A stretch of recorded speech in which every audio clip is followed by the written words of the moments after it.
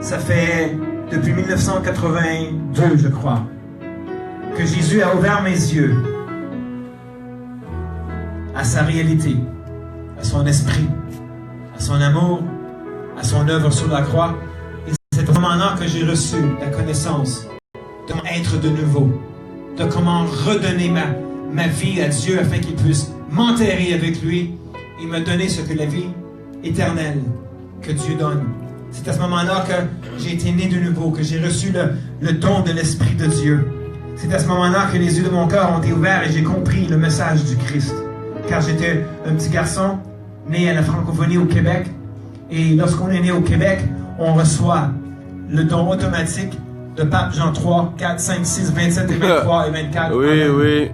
Lorsqu'on est né français au Québec, la plupart, on est obligé par nos parents de se faire ointer de quelques soupçons d'eau pour cacher nos péchés et pour nous dire que tout sera correct maintenant, allez-y. Vous pouvez vivre toute votre vie car Dieu vous a déjà sauvé.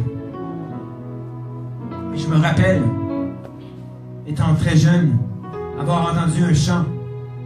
Car voyez-vous, pour cacher la vérité, Satan doit des fois montrer des beautés. C'est comme ça qu'il cache la vérité, c'est un ange de lumière. Donc il met des choses belles pour attirer les gens. Mais peut-être souvent la lumière, il faut faire attention. Jésus a dit même, Satan, c'est un ange de lumière. Amen. Alors j'étais petit garçon et j'étais émerveillé par les chants, par les robes et toutes ces choses-là. Et nous chantions un chant, je cherche le visage du Seigneur tout au fond de mon cœur. Je me rappelle d'avoir le désir de chercher le visage du Seigneur. Et 8, 9, 10, 11 ans plus tard, le visage du Seigneur s'est ouvert à moi. Ce n'est pas parce qu'on a décidé de chercher l'Éternel et qu'on n'a pas trouvé ce qu'on recherche qu'on ne va pas recevoir ce qu'on a cherché. Le Seigneur connaît tous ceux et chaque qui sont appelés. Alors c'est à ce moment-là que j'ai reçu le don d'être né de nouveau. Oh, alléluia, Jésus. Mais voyez-vous, ce n'est que le début. Être né de nouveau, ce n'est que le début. Il faut continuer et il faut continuer. Et c'est dans les épreuves, c'est dans les épreuves, dans la noirceur, dans le désert, que le Seigneur prépare son peuple. Prépare son peuple, dis-je. Et c'est pour ça qu'après tant d'années, le Seigneur se prépare. Il est en train de polir la trompette. Amen.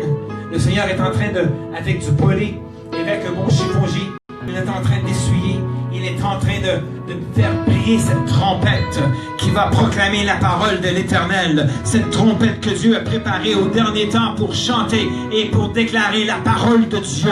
Cette trompette qui va parler des merveilles de l'Éternel et que les peuples et les nations de cette ville et de ce pays et des autres pays de ce monde vont finalement entendre le vrai message de Jésus, la vraie parole du royaume de Dieu. Je parle à un peuple qui sera appelé à déclarer le royaume de Dieu avec la puissance de l'Esprit Saint, avec la puissance, les démonstrations, avec les miracles et les dons d'esprit, les signes et les prodiges qui vont donner à ce peuple l'autorité d'apporter aux nations cette nouvelle coupe de vin. Alléluia.